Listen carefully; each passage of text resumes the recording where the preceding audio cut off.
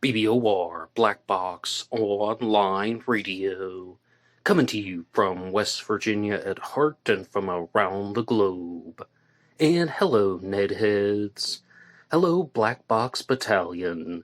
Today is Monday, another Zodiac Monday. Welcome to the show. How's everybody doing? On Mondays, I talk to you guys about the Zodiac Killer, an unidentified serial killer who operated in California in 1968 and 69. And in this episode, I will be joined later in the program by Denise Diana Huddle. She is the author of the book Anthrax to Zodiac, and she also has a new book out called Hell to Pay.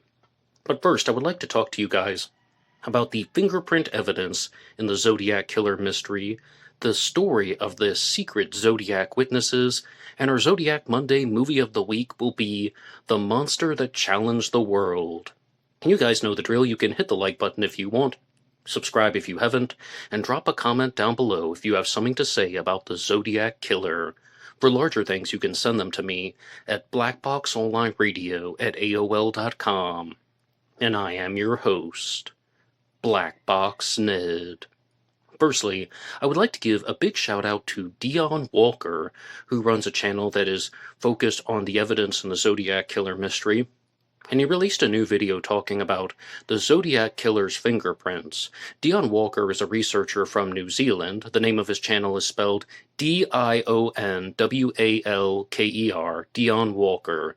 And the subject of his latest video is that we are closer and closer to getting a possible match between fingerprints from the Zodiac Killer's Little List letter and the scene of the Paul Stine murder.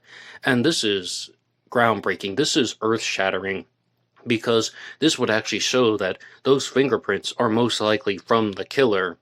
Now, everybody might be going down the pathway of saying, oh yeah, of course the fingerprints from the Stine cab are from the Zodiac.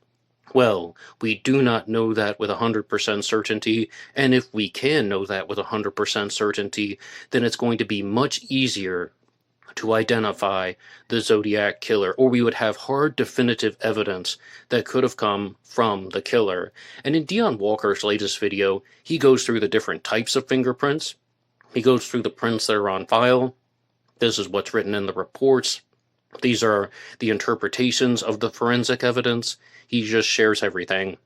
And I could just play a bunch of video clips and put everything on this channel for you, but I really want you guys to go over and visit his channel, Dion Walker. Please like and subscribe over there, because he's doing a very deep dive into the world of Zodiac Killer forensics. And all of his work is greatly appreciated. And I said this when I posted his video on the Black Box Online Radio post page. If you watch any other Zodiac Killer video today, please make it this one, the new one from Dion Walker's channel, about the Zodiac Killer fingerprints. Now, going to a different type of subject, I'm going to play a clip, and this one is from Radio Reddit. Many of you listeners to Black Box Online Radio will know that I'm a fan of Radio Reddit. I listen to their stuff all the time, and they just happened to start talking about the Zodiac Killer. Radio Reddit is a set of anonymous stories that are pulled from Reddit and turned into videos here on YouTube. And the clip I'm going to play is going to start out by talking about Ted Bundy. Then it will move into the secret witnesses of the Zodiac Killer story. So I'm just going to play the clip and then let's respond. Mom thinks that Ted Bundy tried to pick her up when she was younger. She made the connection while we were watching a documentary on Bundy, and it mentioned how he picked some women up at Maramore Park in Redmond, Washington. She says that she remembers a nice, attractive guy with an arm in a sling approaching her and asking if she could help him put his kayak onto the roof of his van, which she almost did, but then she got a bad vibe from him and realized that, 1, his van was in a really secluded part of the park, and 2, why would he be kayaking if his arm was in a sling? I believe her because she was just so upset when she made the connection. She said she could never follow the trial because she found it so disturbing, which may have been from her subconsciously knowing that she had met the man on trial. I have a less creepy serial killer story. My dad was on leave in the US in 1969. Him and some friends decided to spend a few days in San Francisco. As they were walking back to their digs, they were flagged down by some teenagers. The kids started telling them they'd just seen a cab driver being shot and then a guy wiping down the cab. They'd called the police and just assumed my dad and his friends were detectives because they were dressed in smart suits. My dad had a look thinking they might be able to help, but the guy had been shot in the head and was very obviously dead. My dad and co stuck around until the police turned up, then went off home. Turned out this was one of the Zodiac Killer's victims and the closest chance the police had to catch him. And one more time, that was from the channel Radio Reddit. Now, as you saw there, those stories are shared anonymously. There's no record of the name of the person who put that information online. And I have a couple problems about both of those stories. What you just heard came from two different people. One of them claimed that their mother met Ted Bundy in Washington State, and the second one claimed that their father saw the body of the Zodiac Killer victim, Paul Stine. Now, are these stories true? I have some problems with both of them, mostly with the Ted Bundy story. It said the mother seemed to instantly recall this while she was watching a true crime documentary, and then the memory just hits her out of the blue that she met a man in Washington State who asked her to load a kayak onto a vehicle. I mean, I was even thinking what the poster said. Doesn't that seem weird that somebody would have their arm in a sling and they to move a kayak? Why would you be kayaking if you have your arm in a sling? A kayak is usually requires two hands to operate as opposed to a different type of boat. But, Ted Bundy did do things like that. He put his arm in a cast or a sling and he would ask people for help. It was a way to lure victims to a vulnerable place. But the thing that really bothered me was that someone was watching a true crime documentary while they had this memory, where could it possibly be that the documentary was influencing their memory in some type of a distorted way? I mean, those things happen, and I kid thee not. They happen a lot more than you think. And sometimes, maybe you've had these experiences where you might remember something, and then you go through your family photos, or you go through an old journal that you have, and it turns out, oh, well, it happened, just not exactly the way you remember it. Oh yeah, you said that, but you didn't use the exact words that you remember saying all the time. So, your memory can be influenced by external sources. And that was the vibe that I got from the Ted Bundy segment. But more importantly for Zodiac Monday, who is this person that saw the body of Paul Stine? As you heard in that Radio Reddit clip right there, a group of men were walking down the streets, and then the Robbins kids come out, and then they say something to the effect of, "Are you the detectives? The police have been called. We saw somebody operating in the taxi. He did something to the driver, and he was wiping it down." They mistook them for detectives because they were smartly dressed men wearing suits. And the problem that I have with this story is really the time frame. I mean, when would these individuals have walked by? Because it's really not a long time before Armin Pellicetti arrives. And furthermore, if they got there before Armin Pellicetti did, would they not have seen the Zodiac Killer walking away? But their claim is not only that they talked to the Robbins kids, it's also that they saw the body of Paul Stine. I mean, shouldn't these people just be giving statements left and right in all of the police reports? And I think the only thing that could possibly hold weight for this story is there's just more time going on than what we're aware of, and that the shooting of Paul Stine happened earlier, because in 2023, of course, there was the video that came out where Lindsay Robbins apparently made a secret confession to his son that he may have gone out, touched the body of Paul Stine, and touched the door, and the source of the bloody fingerprints were actually from Lindsay Robbins. Not everybody believes that. I don't personally believe that myself. I think there's a higher chance that they are from the Zodiac, but things are possible, and that story has been brought to our attention. But I also think that it's really strange that the person who wrote out that story about their father seeing the body of Paul Stine, he used a lot of accurate information. Notice that they talked about the teenagers coming out of the house, looking to talk to detectives. I mean, and they were the witnesses who provided the details for the Zodiac Killer's composite sketch, and the location is right, the people are right. Again, is that somebody who read up on the case and then started projecting their own story onto it? Or was this somebody who was actually telling the truth? Although I think that it's very, very odd that three servicemen or a group of servicemen will be walking down the street seeing the body of a dead cab driver, and the police were on their way, and they're just going to be like, oh, no, we're not the cops, see ya, and then just like, no, there's nothing we can do for this guy, bye, and then they're just going to be walking in the other direction. I think that that story is a little bit odd, not only because of the timelines, but also the implausible nature of the story. But I was, kind of impressed that a lot of the details had been put together. What do you think about the secret witnesses who saw the body of Paul Stine? And if this is just something that I've missed from the reports, please let me know in the comments section down below. Now, to move on to the next segment here on the Zodiac Killer News Report, over the last several weeks, I was talking to you guys about a book called In the Shadow of Madness by Professor Heinrich Mueller, and I encountered a similar Zodiac Killer book from Dr. Hal Rowan, and this one is called Can AI Solve It? The Zodiac Killer 51%, or it's part of the 51% series, where Dr. Hal Rowan claims that he's going to write a series of true crime books and try and determine who the killer could be at greater than 51% probability, more than 51% chance of being the perpetrator. And he wrote this one here about the Zodiac, and this turned into a case of curiosity got the better of me. I mean, this book is 21 pages long, it costs $2.99, so really it is an e-booklet as opposed to a book, but I really wanted to know what he was going to say and how AI could be used to solve the Zodiac Killer mystery. Unfortunately, it really just turned into looking at the popular Zodiac Killer suspects and having AI evaluate their suspect profiles, which really isn't an extraordinary effort, and it's also not a very scholarly effort.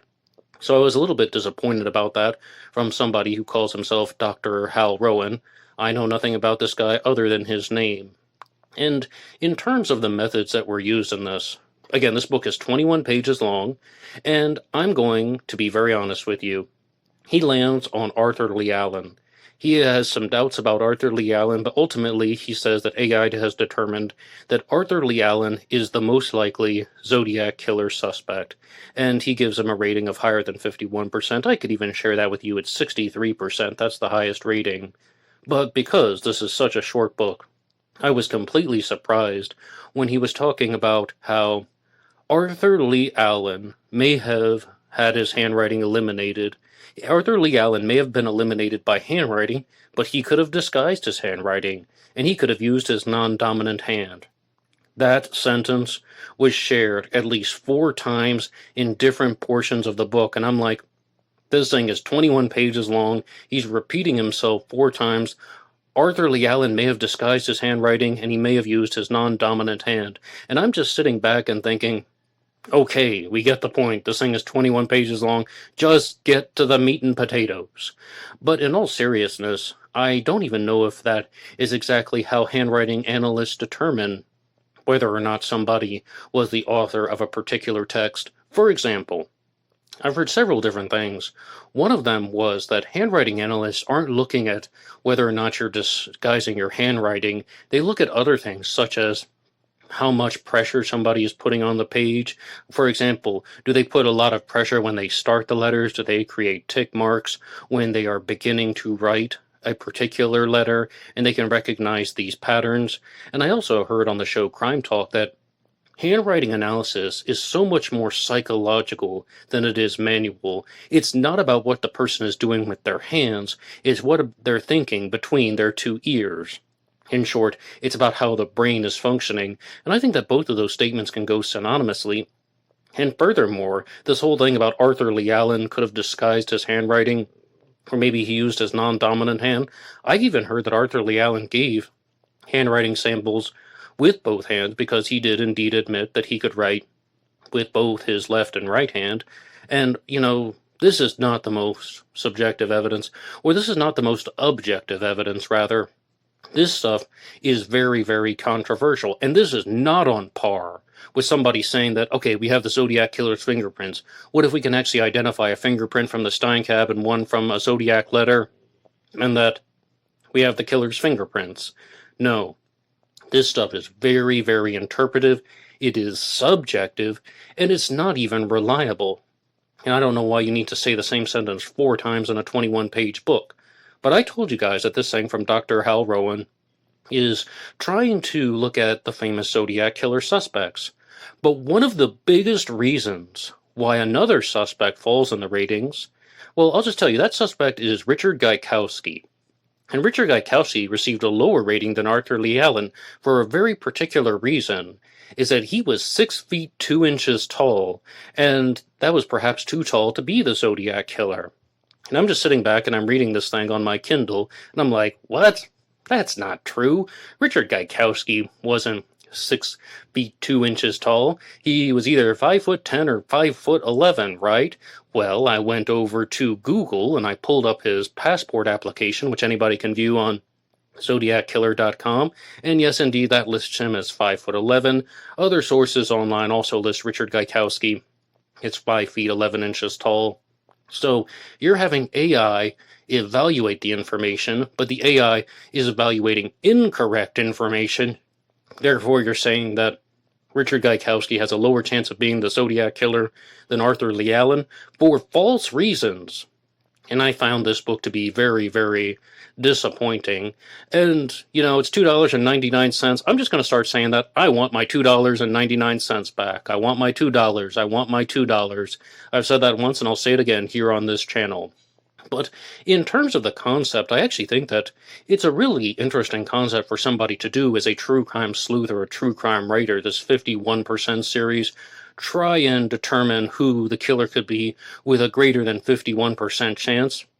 But using AI to do this, well, now I have a big problem with that, because we are not at a level where AI can accurately find its own information. AI can generate language, AI can generate numbers, AI can give you a rating, but it cannot correctly verify all the information. I'm going to show you guys something right now. I just asked AI a question about the Zodiac Killer mystery, and it says something to the effect of here. Some of the most prominent witnesses are the survivor of the Lake Berryessa attack, Michael Mageau, and the alleged survivor of the Lake Herman Road attack, but the identity of the Zodiac Killer remains officially unconfirmed and unsolved. Michael Mageau, the survivor of the Lake Berryessa attack, described the assailant and the man shot by him. Michael Mageau identified Arthur Lee Allen as the man who shot him. So firstly, the language is apparently a little bit mangled, but this is an AI overview of witnesses in the Zodiac Killer mystery, and you guys might notice a few things. Firstly, Mike Mageau was not the surviving victim from Lake Berryessa. He was the surviving victim from Blue Rock Springs. Brian Hartnell was, of course, the surviving victim from Lake Berryessa. And moreover, there was no surviving victim from the Lake Herman Road murders. So this is just a clear example of how AI can produce language, but it cannot accurately produce language. Because what I think people want AI to do is to just have all of the police reports, all of the electronic information, all of the websites, ZodiacKiller.com, ZodiacKillerFacts.com, Zodiac ciphers. And they want AI to accurately evaluate all this stuff. And if you want a case summary of the Zodiac Killer, that AI can do that, and it's going to do that with all of the correct information. But it doesn't appear that AI can do that right now. This technology is in its infancy.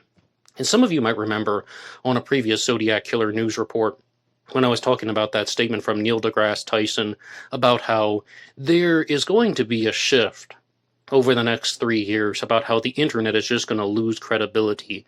Everyone is just going to think that the internet is unreliable, and it's just going to turn purely into silly, lowbrow, low IQ entertainment. And a lot of people seem to be okay with that, and I've noticed a very big, drastic change over the last few months. It used to be online. People would post a video of, something funny, right? It would be like somebody dropping something, maybe someone's falling down the stairs in a silly way, or, maybe there's a birthday party gone wrong, maybe something blows something into the ocean. They would have these little funny videos they post online, they get millions of views, and they end up on Fail Blog. Well, now, people started doing that, and they started using AI to make people think that these things are real. Very awkward situations. Again, birthday parties gone wrong, somebody falling down the stairs, but they were AI generated. And people could spot the differences very easily in the comments section, and people with a keen eye might be like, hey, there's a toy car in this frame, then the toy car disappears, this is AI. Well, over the last month, I've seen so many videos come into my feed that are AI. They do not pretend to be real. They're openly advertising themselves as auto-generated content that is just designed to make people laugh. And everybody in the comments section is okay with it. They're like, I know this is AI, but it's funny. I even talked to you guys about that show, Crime Talk. They even did a story when they're like, okay, this is probably fake, but it's funny. And people are accepting that AI can be used to generate entertainment. It cannot be used to generate hard research. And this is what we're going to be experiencing over the next 12 months, the next 24 months, the next 36 months. There's going to be a lot more content that is going to be made by AI, and in some ways that's a good thing because it's going to prevent people from doing dangerous prank channels where they're just harassing people. There would be absolutely no reason to do that if you could just animate it through the means of artificial intelligence, and then people would just accept the result, be like, all right, this is a purely fictitious creation and nobody got hurt. So much better than putting people in compromising situations just for the sake of content. But this is going to be well beyond funny little videos. There are channels out there that are similar to Radio Reddit that are not created by humans. There's a person who runs Radio Reddit, and that person appears in the comment section a lot. The material is also scanned by a human. But some channels are just very clearly using an AI-generated script, and, people are just reading off this thing, and people in the comments section are saying, I know the story is fake, I know that it's made up, but it's an entertaining story. Sometimes they can be good for thought experiments, but the whole point is that people are recognizing that this content is not authentic, and they're just okay with it. They're recognizing that the content is not actually a true story, and that it's purely for the purposes of entertainment. The big problem could be, once people start using real individuals, like they start saying false things about Mike Michaud and Brian Hartnell and the surviving witness at Lake Herman Road, all of these things that are just false. There was no surviving witness at Lake Herman Road. That was the AI-generated example.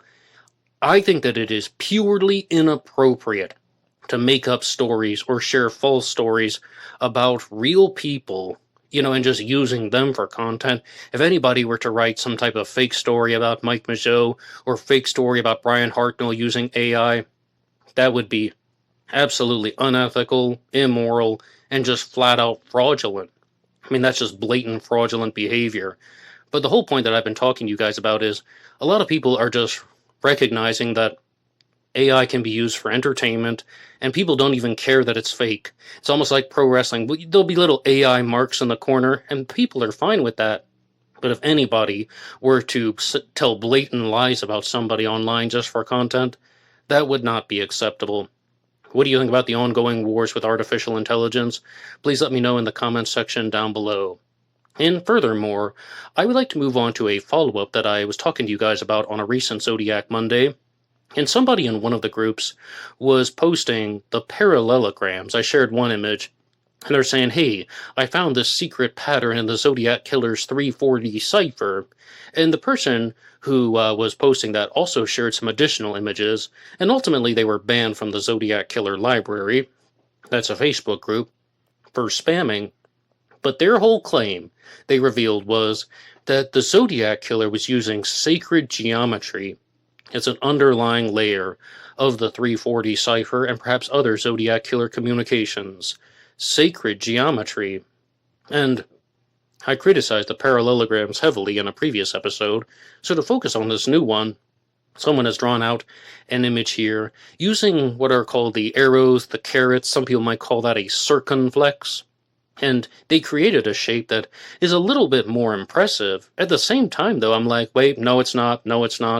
They drew this line to make a shape Yet there are also many arrows, V's, and circumflexes that they're just blatantly ignoring. They also shared an additional image of looking at language clusters and looking at patterns of the Zodiac Killer symbols within the 340.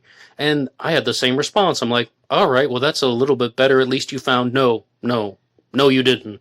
You didn't find anything. Because those are also not following a pattern. That's just a group of some of the same symbols that are not even following a pattern-based method. And that's the exact same problem with the parallelograms, that somebody was drawing lines on the 340 cipher, claiming that they have found sacred geometry, but in reality, it's just rearranging letters, symbols, and angles to get a desired result. And I'm not sharing this person's name for any reason other than the fact that I don't want to embarrass them. They posted this stuff in a public Facebook group. But I really think that this is just an impractical method, and this is so different than the AI stuff. This is coming from a real person. This is coming from someone who's acting like they found some type of eye-opening forensic material in the Zodiac Killer mystery, and I'm going to be very honest with you guys. This is just playing games. Rearranging letters, symbols, numbers, and angles to get a desired result. And I think that it's not a good use of time, and anybody who's using these similar methods is also wasting their time. With one exception, if someone were actually able to produce a very coherent message, then yes, I'm going to look at that with open eyes and open ears. But in terms of just drawing lines on the 340 and ignoring other symbols that should be fitting the pattern, just so they can make shapes and clusters and circling certain groups of symbols, you're not going to solve the Zodiac Killer mystery that way. You're also not going to provide any depth to the discussion. If anything, this is just a distraction. So case closed on that. But I will leave you guys with one condition. I'm not opposed to people talking about a hidden message in the 340, a secondary layer, or how about this? One point that comes from David Ornchak himself. The Zodiac Killer had multiple symbols to choose from to represent a single letter, and it seems like the Zodiac Killer knew enough about ciphers to arrange these symbols in a desired way, like we have her at the beginning, and then we have God. And I even said once in one of my previous episodes that might represent the concept of birth. Now, something like that, I think, would be a little bit more defendable than drawing parallelograms and sacred geometric symbols on the 340 and acting like that's the be-all end-all of the Zodiac Killer mystery. But at the same time, finding the words her and God in the 340 are not necessarily going to solve the case either. Moreover, those are very blatant. I mean, it very clearly resembles those English language words. So, again, I think that if somebody does have a very strong, coherent explanation on how patterns can be found, and there is some type of hidden message, I will listen to that. But if it very clearly is somebody who is just moving stuff around to make pictures that they want to see, I will not. And right now I would like to get to your supporter shoutouts. You can support this channel at buymeacoffee.com. buymeacoffee.com/blackboxned88. That allows you to make a donation or contribution to help support the show, and anybody who makes a donation will get a shout-out on Zodiac Monday. And our first one goes to Batman66. Batman66, thank you so much for your regular and consistent support. Batman bought you a coffee. I never get tired of saying that. And Batman66 says, integrity may be passé for those who live day to day, but Old Father makes you pay for each crime recorded in your DNA. Batman66, thank you so much for that. And Batman66 has also been helping out with the shorts that come out Monday through Friday here on YouTube. And you can also get them on Facebook and Instagram. blackboxonlineradio on Instagram. And our next one comes to us from River Prawn Pottery. River Prawn Pottery, thank you as well for your regular and consistent support. And River Prawn Pottery is also the one who recommended the Dark Matters podcast, hosted by Dr. Eric Hickey. And the latest episode of Dark Matters is now out, and it is called The Toothpaste Incident, Insights from the Case File. Thank you again to River Prawn Pottery, and of course we have CZ Guy, another regular and consistent supporter. CZ Guy, thank you so much, and it wouldn't be complete without you guys. Batman66, River Prawn Pottery, and CZ Guy. We also have a new regular and consistent supporter to add, and his name is C.G. Karras. And he says, enjoy the show each Monday, also looking forward to the Maura Murray case. Cheers from Carl Karras, C.G. Karras. And thank you so much for that, Carl. And yes, every Tuesday I'm now doing a segment about the disappearance of Maura Murray from 2004. It's the latest addition to the Black Box Online Radio lineup, and if you're curious about that case as well, I invite you to tune in every Tuesday. Last week I did an introductory segment where I was literally just sharing some things from my own personal experiences following the Maura Murray case, but I'm hoping to get deeper and deeper under the surface. So please look out for some new things about the disappearance of Maura Murray. And also, I would like to let you guys know about a scheduling change. Every Thursday is Dahlia Thursday here on Black Box Online Radio, and I did a Zodiac Black Dahlia episode last week. Somebody left a question on that one in the comments section, and they said, what do I think about Lawrence Kane as a Zodiac Killer suspect? And I've been asked that question many times, so I decided to just send that person a link to my Lawrence Kane AMA that I did in the past. In 2021, I did a series of AMAs that were focused on specific suspects. AMAs are Ask Me Anythings. And I was looking through the YouTube Studio app. I noticed that I didn't actually have one for Lawrence Kane. I've done them on Ross Sullivan and Richard Gaikowski and Rick Marshall. Even McDuff has one called Zodiac McDuff AMA. But I noticed that I didn't make one for Lawrence Kane, and I feel that that series has been left incomplete. So this Thursday there will be a special Lawrence Kane AMA here on Black Box Online Radio. To those of you who follow the Zodiac Killer mystery, please feel free to tune into that one. And thank you to everybody who has left questions. And our next supporter on buymeacoffee.com is Thrash Metal Show. And this one doesn't have a message, it just says thrashmetalshow.com. thrashmetalshow.com. Thank you so much. And we have another regular supporter here on buymeacoffee.com, and that is Classic Chevy Cat. Classic Chevy Cat has been very consistent over the years, and I can't thank you enough. Classic Chevy Cat says, Ned, I've been busy and missed a few midweek shows, although I stopped by to give a thumbs up. We'll binge later. Almost to 6,000 subscribers. Let's go. You and your fiancé have a fabulous weekend. Well, Classic Chevy Cat, I greatly appreciate that. And in terms of getting up there, yes, we are approaching 6,000 subscribers, and some YouTube channels release things as a milestone celebration. Sometimes they release a secret episode, or they've recorded something and they just want to put it out once they release a particular milestone. I know one channel did that at 60,000 subscribers. I would like to do that at 6,000 subscribers, although I'm not really sure what to release. Normally I just share the things with you guys as they come out, but maybe we can do something like that. But in terms of celebrations, I also want to let you know that I will be celebrating Halloween here on this channel, and the Halloween episode, the Halloween party, will come out on October 28th. That's going to be a Tuesday, so please look out for that this year. And if you're listening to this in the future, feel free to check out the Halloween party from Black Box Online Radio. And also, if you like and subscribe, you can follow along with the post page, and you can see all of the different things that I've been posting about previous Halloween episodes for the month of October. And right now, I would like to get to our Zodiac Monday Movie of the Week. And I'm going to be talking about the monster that challenged the world. I have to give full credit to Sphere the Cube for sharing this one with me. Some of you might remember that in 2022, I did an episode, actually it's a series of episodes called the Moraga Letters, where I was purely looking at the observations of an individual named Sphere the Cube, also known as Sphery, and he was using Black Box Online Radio as a platform to share his Zodiac findings.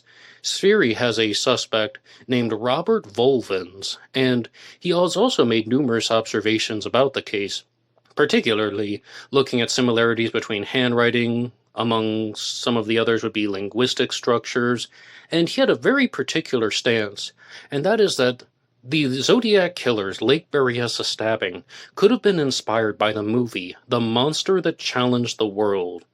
This is a science fiction film from 1956, and if you do watch this one very early on, you will see a name that you'll recognize, and that is Tim Holt. Tim Holt was a real person. He was an actor, but he's also the subject of the Tim Holt comics. And immediately that's another Zodiac connection. That connection being the Wheel of Death from the Tim Holt comics. This is by rope, by knife, by gun, by fire, that was featured on the Zodiac Killer's Halloween card. But Spheri had a very particular observation about the Zodiac Killer's Lake Berryessa costume, and that was that it was a two-part combination.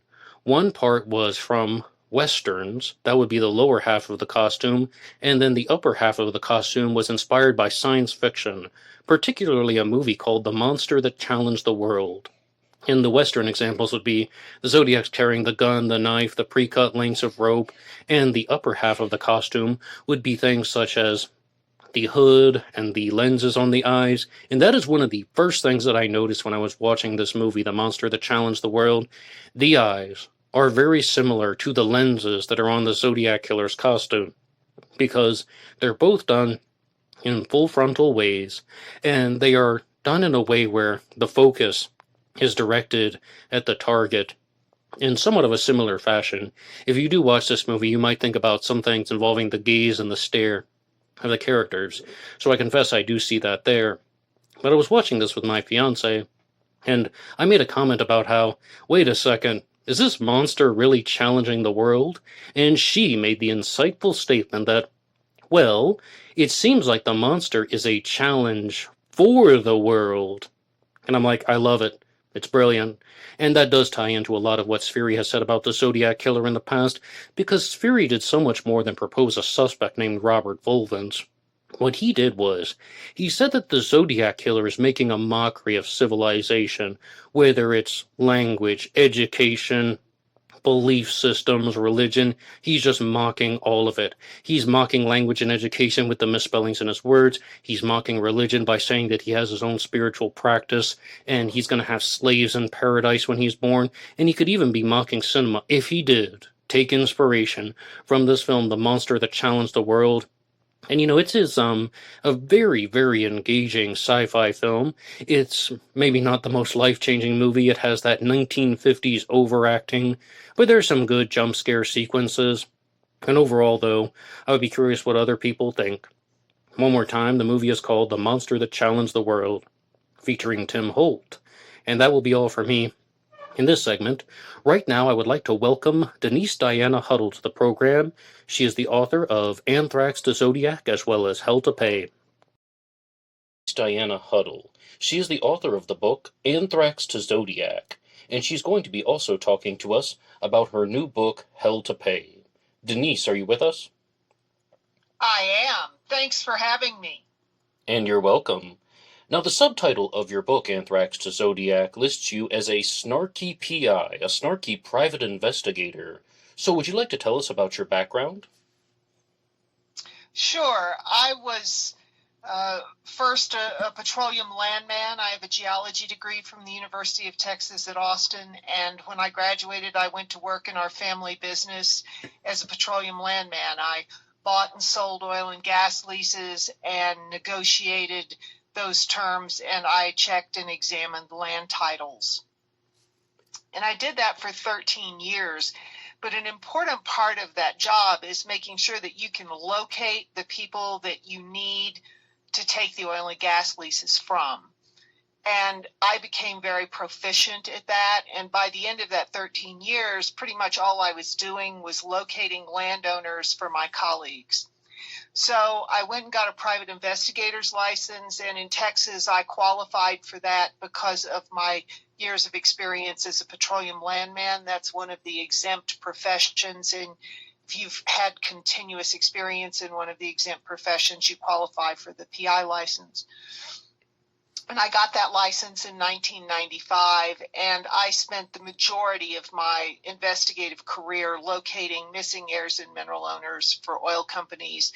I functioned as a skip tracer and a forensic genealogist.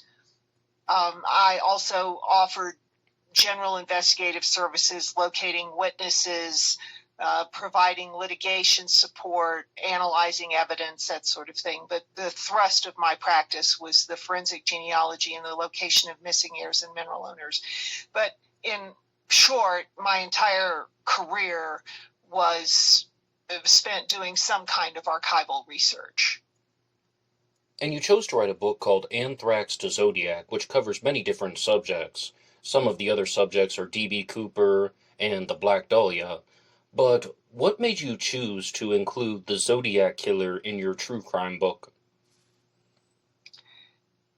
There is such tremendous interest in the Zodiac.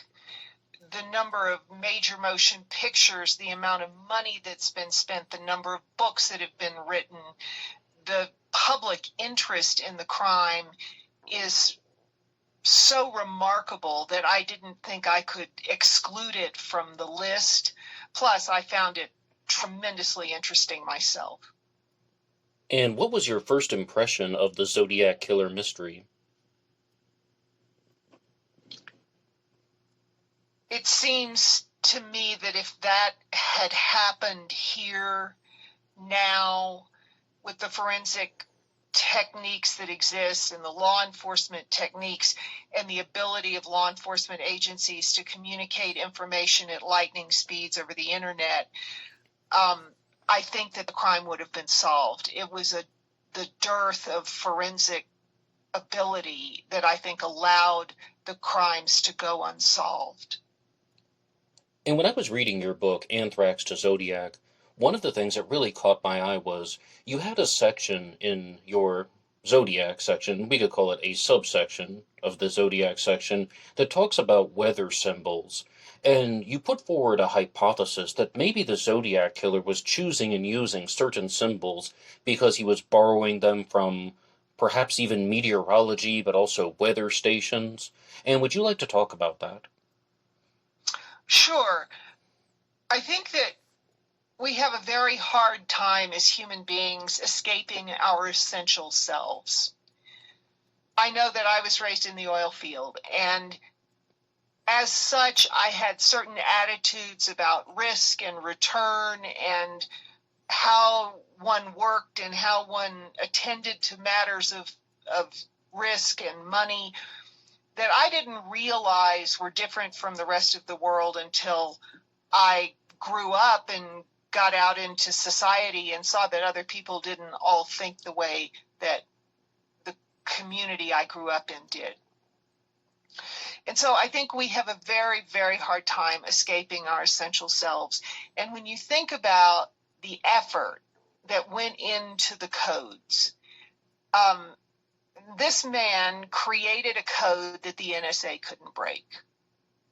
He didn't do that in 5 minutes. He didn't do it because he Googled something on the internet, because there was no internet. So whatever he used in that code was very important to him. It had to be something that he knew about. It had to be something that was part of his mindset, part of his knowledge base.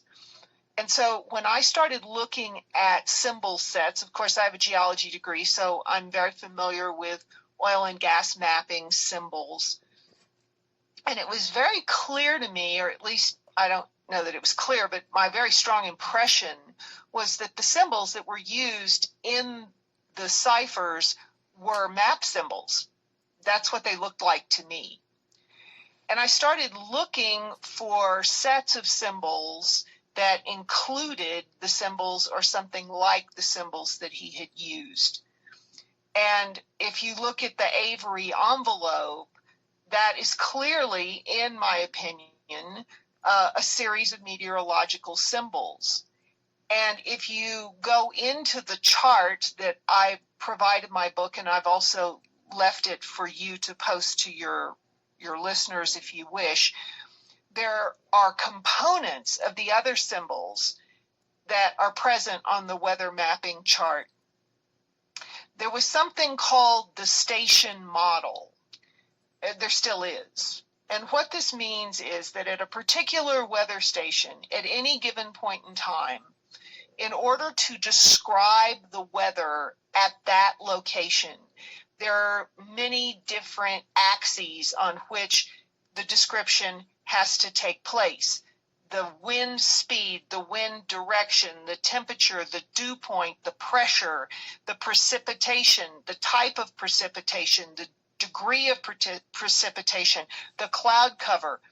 All of these issues have to be annotated to describe that unique weather circumstance that's happening at the station at any given point in time. And there is a series of symbols that are used in a notation system called the station model, where these symbols are amassed in a particular order, in a particular set of designs to describe those circumstances.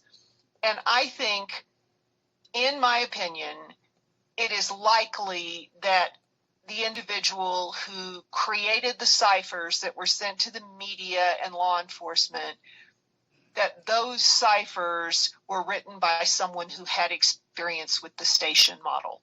That's my opinion. And are you the first person to make this type of connection between the weather-related symbols, the station model, and the Zodiac Killer mystery? I don't know. I haven't read of anyone else doing it. There may be someone out there who's already done it, and I don't want to disregard their work, but in none of my research did I ever see any such thing. So this is something that you found originally about a possible origin of the Zodiac Killer symbols? Yes, it was original to me. Whether or not anyone else out there has come up with the same idea, I don't know. I'm not aware of it. But I didn't get the idea from someone else. It came to me by going through set after set after set after set of map symbols, looking for a set that included elements that could be used to construct those cipher symbols. And that really is fascinating because you are also the first person that I've encountered who has proposed these weather symbols as the origin of the Zodiac Killer's designs. But another thing that you talk about is that the Zodiac Killer talked very clearly about this in his ciphers, as well as some other communications, that he wanted to have slaves in paradise. When I die, I will be reborn in paradise, and those whom I have killed will be my slaves. And you have a take on this one that I have heard before, but you've done some very interesting research on the slaves in paradise connection. Would you like to tell us about that? Sure. There's a researcher, a very sophisticated researcher in Philippine history, who's written a monograph called The Philippines at the Turn of the 16th Century. And in one of his chapters, he discusses at length the origin of the idea of slaves that you enslaved in your living experience, following you into the afterlife. And in some cases, these enslaved people were killed at the time that the enslaver passed away, so that the enslaver, as I understood Mr. Mintz's work, that the enslaver would have access to enslaved people in his or her afterlife. So do you think that... Oh, excuse me, I thought you were finished. Please continue. Oh, I'm just saying there are other death rituals that include slaves in the afterlife. But one thing that came to me in my evaluation of that was that when one enslaves another person, you have absolute domination over them. They have lost their agency. And that's by definition of what enslavement is. So when you talk about the Zodiac Killer walking up to people in a car in a vulnerable position where they're in some kind of romantic interlude and killing them, this individual has complete autonomy over those two people. And in that circumstance, that's a kind of, I think, symbolic enslavement. So by that act, he could be enslaving those people in his living experience and then killing them with the idea of having them wait for him in the afterlife. I have no idea if that's exactly what happened. I'm just saying that it strikes me as a possible scenario. Right, because the way that you're describing it, it sounds like he was directly influenced by this Filipino belief system and Filipino set of rituals. So, even if we're going to say, like, is it metaphorical, is it literal, you do think that this was the direct inspiration, or let's be clear, a viable possibility. Is that right? I think it's a viable possibility. And I think that we need to remember that when an individual is operating with some kind of impaired psychiatric impairment, and I'm not a mental health professional, and I'm not saying that he was legally or insane. I'm just saying that obviously there's some kind of aberrance in your thought process when you just walk up to people and kill them and then send nasty notes to the government about it. So if you think about that, there are all kinds of distortions in the thought patterns that those people have. So he could have heard about some kind of slaves in the afterlife in some remote way, and that in his aberrant way of thinking, that became a distortion that overcame him.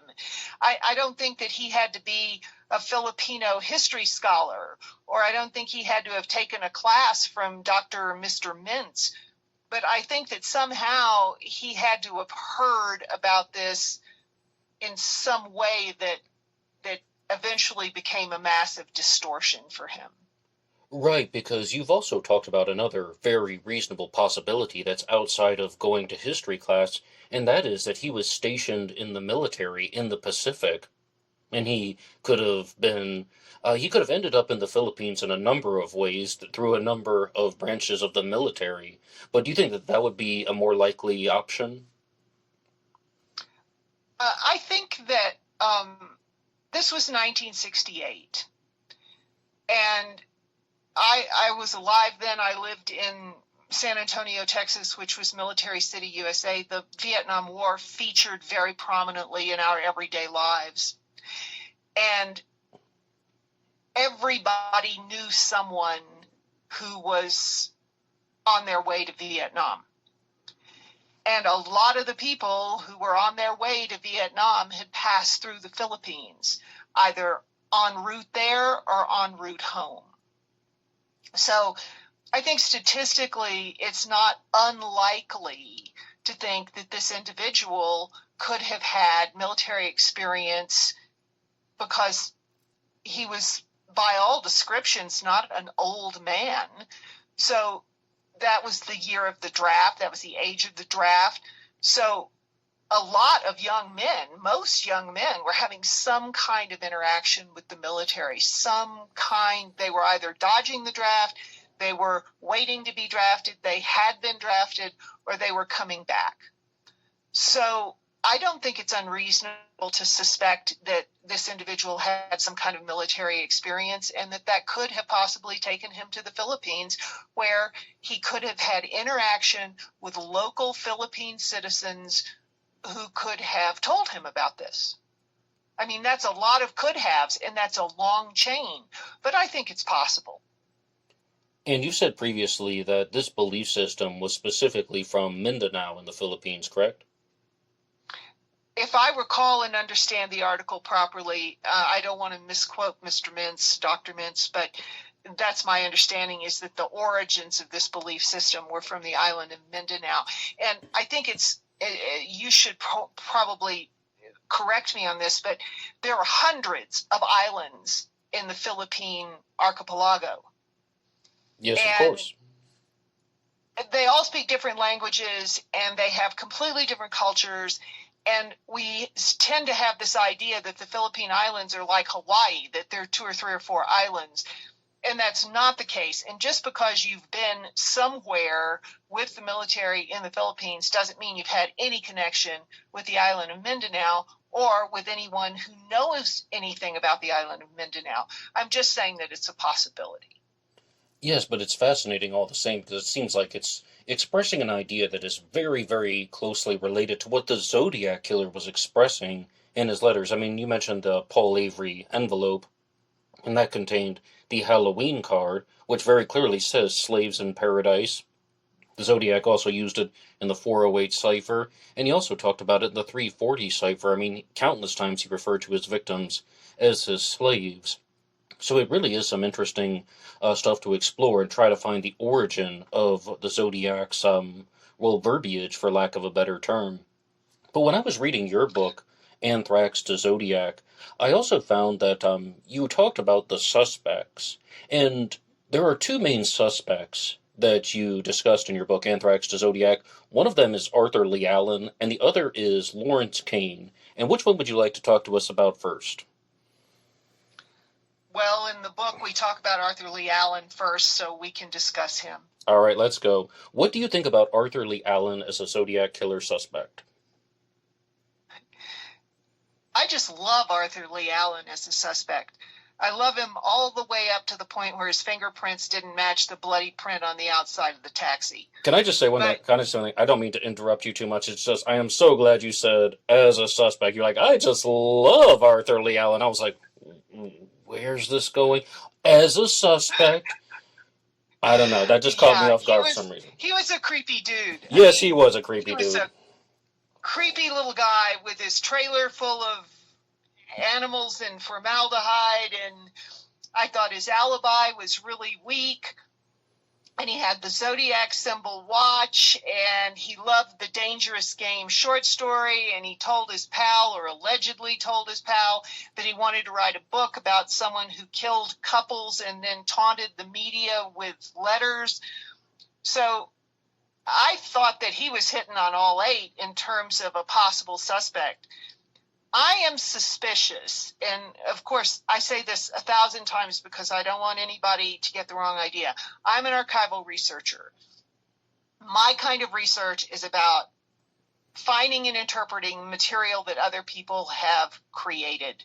Primary source documents, secondary and tertiary source documents. I am not a person with a law enforcement background, but I have done quite a bit of evidence analysis in civil litigation, where you take all the evidence and look at it and say, well, if this person was here on this day, how could they be here on this day? That kind of thing.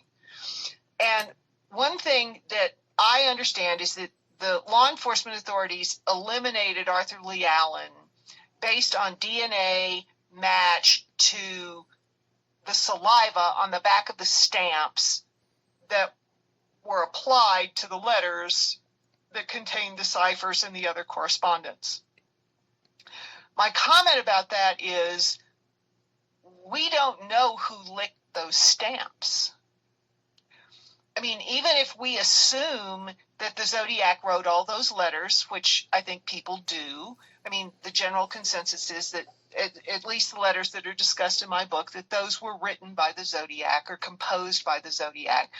We don't know who licked the stamps. The dog could have licked the stamps. So I'm a little worried about saying, I mean, if you think about the chain of evidence on that, the stamp came from somewhere, the envelope came from somewhere, the stamp was applied to the envelope, then the envelope was addressed, placed in the mail goes to the authorities, and then that mail is examined. Well, I don't know that I would want to exclude him because he didn't lick the stamp. Do I certainly want to know who licked the stamp? Absolutely. But I'm not real convinced that that's a tight enough link. But apparently, his fingerprints did not match the bloody fingerprints on the Stine taxi. And normally, I would be inclined to say that I thought that was a great excluder. But if you assume that there was blood all over the taxi and an ambulance was called and police were there and they weren't certain that Mr. Stine was dead, generally forensic techniques are placed in second place to life-saving measures. So you don't say to the paramedics, oh, don't mess up the crime scene when they're trying to defibrillate a subject who's in arrest. So I'm not even sure that I don't have enough information. I don't think there's enough information in the public record for us to be certain that those bloody fingerprints belonged to the suspect. we just don't know. I don't think we know that. I don't think that forensic science was advanced enough, that they were protecting the crime scene in a way to prevent that, and especially if any first aid efforts or resuscitation efforts or whatever were made by law enforcement or medical personnel to try to assist Mr. Stine. So that's my feeling about it. I'm not sure I like a complete elimination of him based on those two things. But on the other hand, he's gone to his great reward, wherever that might be, and it's too late to really do anything about it. But I'm not sure that I would have counted him out entirely just based on that. All right, I understand completely. And do you think that Arthur Lee Allen had the type of mindset to be the Zodiac Killer, this type of individual, as you said, who had the trailer in Santa Rosa where he's doing bad things to boys? I'm trying to watch my language for YouTube. And do you think that that is something that would be in line with the Zodiac's activities, such as, well, being a serial killer who targeted couples in romantic situations? I'm not a psychologist. He had a conviction for child sexual abuse. That's right. And I don't know that there's a link between that and gun violence against adults, but I am inclined to say that child sexual abuse is an extraordinarily aberrant behavior. I mean, it's something that's contrary to our BIOS chips. That's why our societies are so repulsed by it and so angered by the people who perform those acts. And there is no doubt in any circumstance that the imposition of unwanted sexual acts on a person who either lacks agency or has made a declaration that they do not want to involve themselves in that is an act of violence. I mean, any kind of rape is an act of violence. It is not necessarily a sexual act. I mean, although there's a sexual component to it, it's definitely a violent act. And I don't think there's anything much more violent than raping children or shooting innocent people in cars, but I'm not sure that there's a link in the literature between those two things. I just don't know. Okay, though, but the other suspect that you talked about a lot in your book was Lawrence Kane, and what do you think about him? Well, I like him because we know that he had a massive closed head injury that resulted in substantial brain damage that reduced his inhibition. He had poor impulse control. And he had some kind of mommy issues before he got out of the Navy. He was tossed out of the Navy in the middle of World War II for that. So, I mean, he was in the Naval Reserve for 8 months. So I think that we know that he had problems with violence. So that checks one box. I was just reading before you and I went on the air about there's a wonderful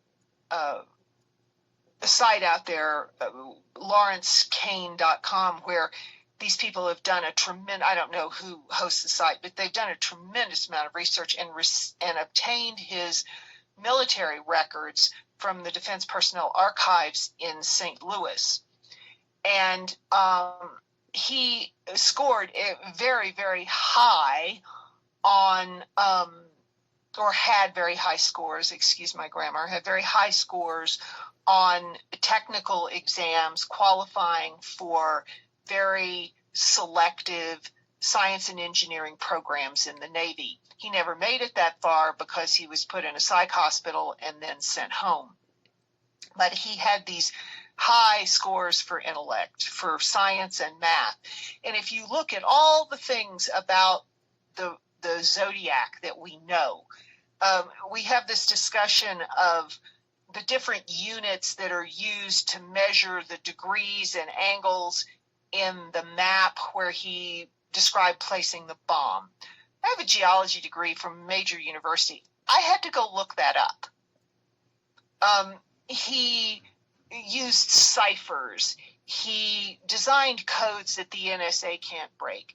He did all kinds of things like that to me speak to earth science, science in general, mathematics. I mean, code breaking, code creating is all highly mathematical. And so here we've got a guy who has a demonstrated, documented aptitude in that area. And we know that he has impulse control issues, and we know that he looks a whole lot like that drawing of the Lake Berryessa assailant. I liked him for it, and I don't know, on this site that I was just mentioning, from his military service records, they have his fingerprint cards, and they've placed them on the internet. Now, one would hope that someone had checked those fingerprints against the bloody fingerprints on the Stine taxi. Apparently, Mr. Kane Klein lived only 2 blocks from where the Stine taxi picked up the Zodiac Killer. So there are a lot of reasons to like him. I like him actually better than I like Arthur Lee Allen because we haven't excluded him based on even any evidence like the postage stamps or the bloody fingerprints. And out of everything that you just listed, what would you say would be the biggest piece of evidence in favor of Lawrence Kane being the Zodiac Killer? Do you think it's the physical resemblance, or do you think that it's his background in the Navy, his head injury? What do you think? I don't know that I would say which I think is the most important one. I want to be very careful here that I don't want to try to say that people who have brain injuries are serial killers. I mean, that's certainly not the case. But in this particular circumstance, the brain injury he sustained resulted in a lack of impulse control. But I don't know that the impulse control issue really speaks to this, because to me, a lack of impulse control means bar fighting and ramming people with road rage and these sort of spontaneous things. This seemed very planned to me, and he had to, whoever he was, had to be able to sit down and concentrate and create these codes. So I'm not sure that I want to go with the brain damage as the leading cause, as the leading factor. I really like his, he also had psychiatric issues. This mommy thing could be tied somehow to this romantic couple. But I think that I like the idea that he apparently was very, very bright and had a great mind for science and math, even though he had no formal education. So if that's the case, then that would be my favorite. But of course, I'm a science nerd, so I'm always going to think the science nerd thing is the best thing. But that's my inclination.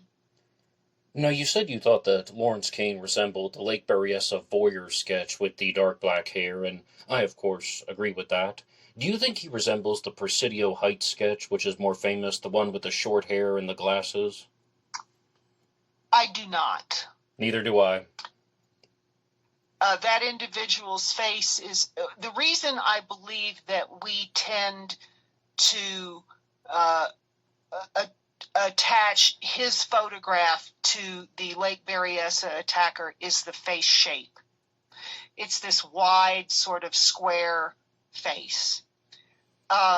I don't think that if you look at the lips individually, if you look at the mugshot for the Navy, his eyes are large, his eyelashes are long, his lips are full.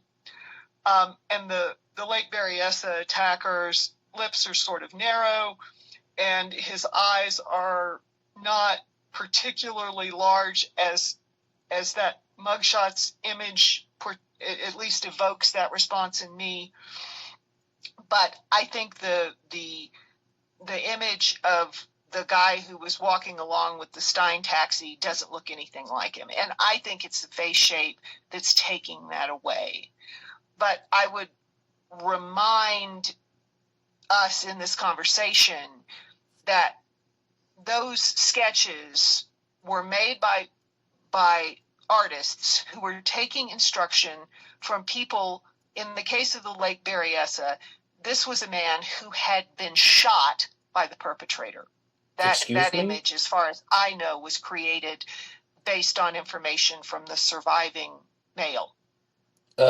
Actually, the Lake Berryessa voyeur was taken from 3 girls who saw a suspicious man watching him while they were sunbathing. And the surviving victim at Lake Berryessa, Brian Hartnell, saw the Zodiac, but he was wearing the hooded costume on that day, so he would have... These were 3 witnesses in broad daylight. Yes. So let's contrast, who were not under stress. So then let's contrast that with the Stine killing image, and that was at night. Yes.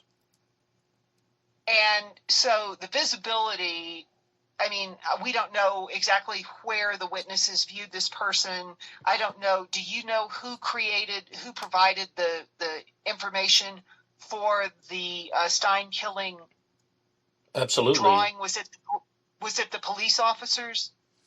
Well, the people who provided the information for the Stine drawing were the 2 witnesses, Lindsay and Rebecca Robbins. They're often referred to as teenagers. They're also called the Robbins kids.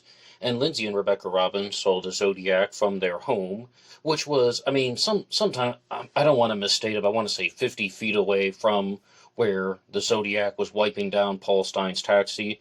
Now, you are correct that the officers did see the Zodiac that night. Now, whether or not they talked to him is still part of the mystery. The Zodiac was witnessed by officers Donald Falk and Eric Selms, but they did not contribute to the composite sketch. That came from the Robbins kids. Who saw him from, as I understand it, they were in an apartment a couple of stories up and about 50 feet away. I believe it's the second story. Yeah, so it was the second story. Each story's 8 feet, so there's 16 feet, between 8 and 16 feet in the air, looking down on someone who was moving at night. So I'm less inclined to believe that image than I am to believe the one that was given by the description that's given by witnesses during the day. But I think, for example, we see this with the D.B. Cooper thing. Everybody who's got a D.B. Cooper idea slaps a picture of the D.B. Cooper person, the suspect, up against that drawing. And I think you could put Elvis up against that drawing. And if you crop the photo properly, you could make a resemblance. So, I'm not born again on those things, but I do think that he looks more like the Berryessa image and nothing, but the Berryessa image and the Stine image don't look anything like each other. So I think that we certainly wouldn't want to assume that those were 2 different perpetrators based on the differences in those images. But also in your book, Anthrax to Zodiac, you talk about something that's related to Lawrence Kane, but it relates to him in terms of the ciphers. Because there was the French engineer named Faisal Zarawi who tried to solve the Zodiac Killer's ciphers, and his suspect is Lawrence Kane, particularly when he tried to solve the Z13 cipher, and he didn't quite get the name Kane, he got the name Kair. He used a method from the 340, and he eliminated certain letters, took them out, and he was left with the letters K, A, Y, and R, but he believed that that was either trying to say Lawrence K or Lawrence Kane, K-A-Y-E or Kair. And you made several observations about Faisal Zarawi in your book. Would you like to share them with us? I would, and I certainly never want to criticize my betters, and I think this gentleman is a very accomplished engineer. But I am suspicious of anything that can't be verified. And a large cipher, like the 2 that have been broken, there's a statistical model where one could take the number of words in the English language and the number of words present in the cipher and the number of symbols and whatnot, and calculate the statistical probability that another set of messages, another set of words could make sense. in a different interpretation of those ciphers. And so that's how the FBI, and I'm certainly not trying to speak for the FBI, but that's how these law enforcement authorities are looking at these codes and saying it is statistically unlikely that another key would produce a batch of text that made sense, that wasn't gibberish. But you don't have that choice, that opportunity, when you've got 13 characters or when you've got 20 characters or whatever. And I think that there could be a whole lot of wishful thinking in that. It's very possible that this gentleman is correct. It's absolutely possible that he's correct. I have no way of saying that he's not correct, but I'm a little bothered by the fact that we don't have any way to confirm that. And there was a code that was used in the D.B. Cooper stuff, where they substituted these numbers and letters and whatever. And some guy was on YouTube talking about how it said that D.B. Cooper claimed that he was this person and gave his name. And they went to a cryptographer who was able to take the same cipher and use it to spell out "I am SpongeBob SquarePants." So I think that in this, it was the same problem. You know, there were an infinite number of ways that you could manipulate that however many letters are in "My name is SpongeBob SquarePants." But this code breaker said, yeah, it could be that, or it could be "I am SpongeBob SquarePants." And when you look at that, that's what I feel about this, is that, you know, in genealogy, we have teams and everybody critiques everybody else's connections and work and tries to say, I don't believe it. Let's try to find a way to prove up what you think. And so I'm very used to this idea that all of your work has to be evaluated and tested immediately. And I just don't see any way to test that. So it sounds like you're saying that the Z13 is a code that is maybe possible to solve, but to verify the solution is nearly impossible due to the number of possibilities. That's what I think. I'm not a cryptographer, but that's my impression. Yes, I'd be very hard-pressed to go on your show and say, I think that this 13-character cipher says blah, blah, blah. Because how would we prove that? How would we disprove that? I don't know. I'm not comfortable with it, is all I'm saying. As it is. And yes, that's very good news. And the title of your book, Hell to Pay, says it's going to feature a character named Iris Raines. Want to tell us about her?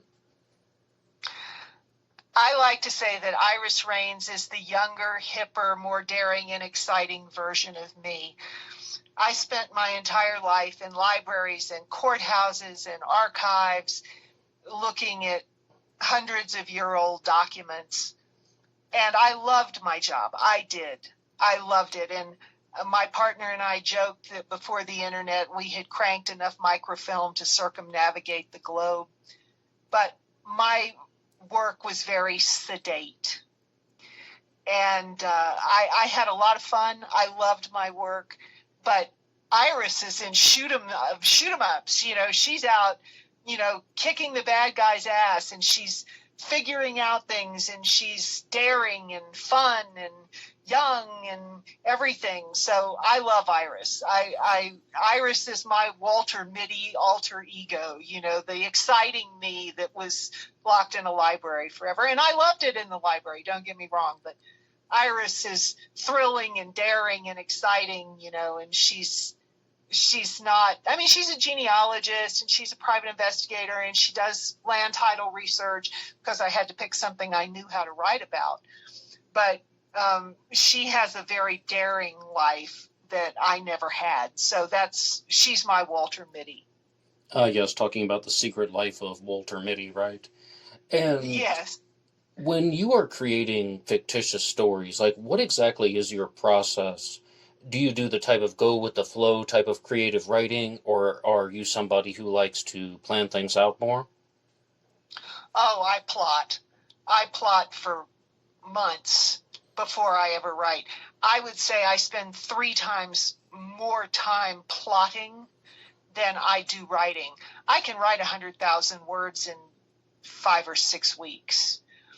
But the one thing that I would rather have my teeth scraped than do is tear a book apart because the plot doesn't work once I've gotten it written. It's hellacious.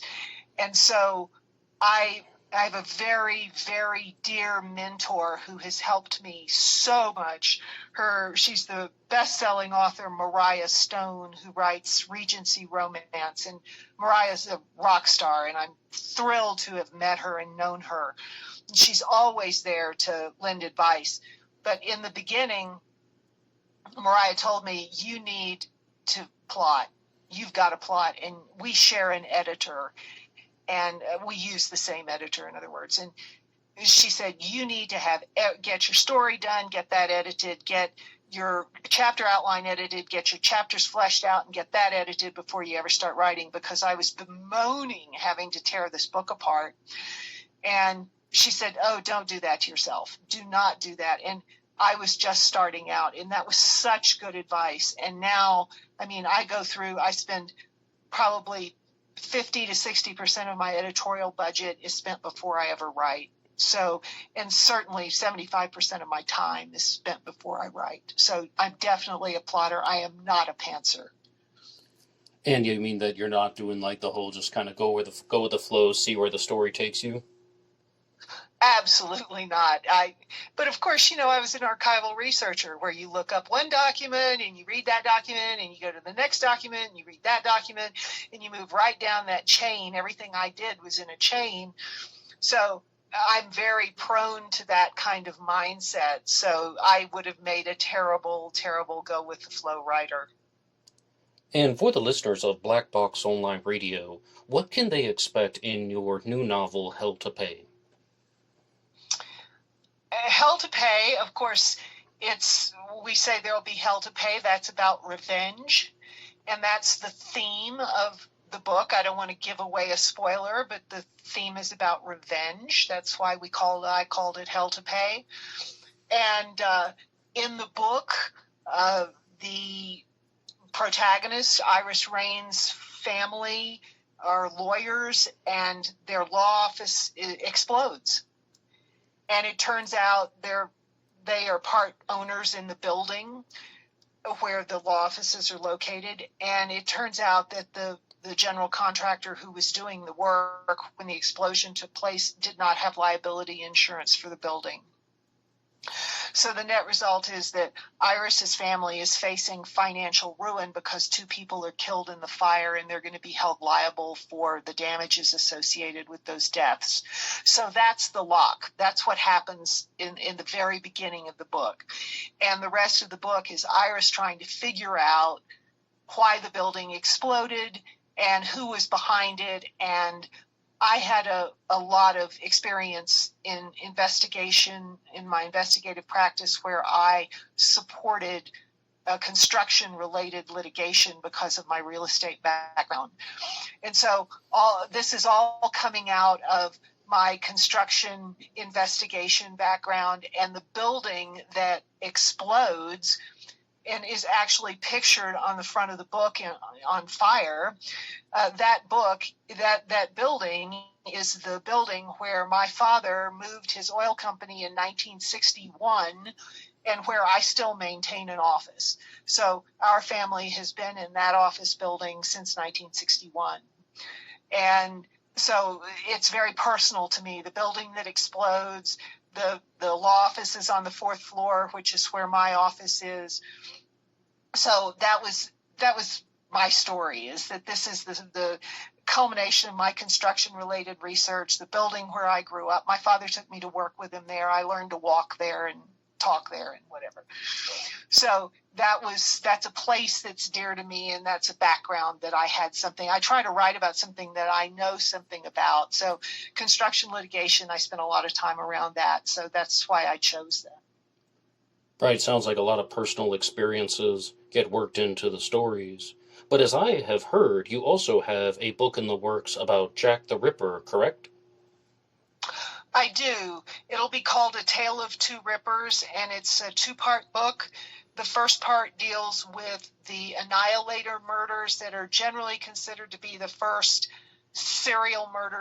modern serial murders in North America that took place in Austin, Texas in 1885. 2-3 years before the Jack the Ripper murders, and then the Jack the Ripper murders are the second part of the book. Okay, and when can we expect that one? Don't I wish I knew.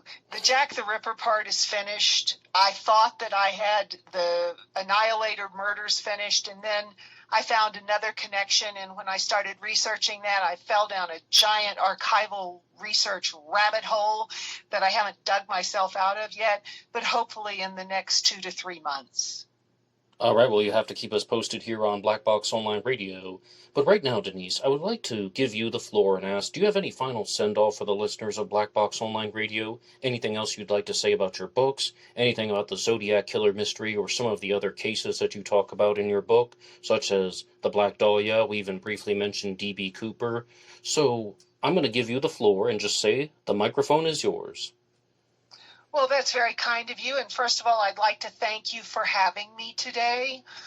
I have forwarded to you for you to share with your listeners 3 freebies for everyone who has been so kind to listen to us today. The first thing I narrated the audiobook for Anthrax to Zodiac, and the part 4 and 5, which are about the Zodiac and the Black Dahlia, those components of the audiobook are now available and free for your listeners. And I have also sent to you a link to a free version of the ebook for the entire book of Anthrax to Zodiac. And I would love for your members, your listeners, to join my review team for Anthrax to Zodiac and take a free copy of the book and read it at your leisure and post an Amazon review if you enjoyed the book. So that's what I've got for you. If you're romantic suspense readers, I have a romantic suspense series called the Deadly Secrets Texas Trilogy. It's also available on Amazon. And I think that even if you're not a romance fan, that you would enjoy the mysteries and the suspense. They're very suspenseful books. So those 3 are available on Amazon also. Denise Diana Huddle, thank you so much.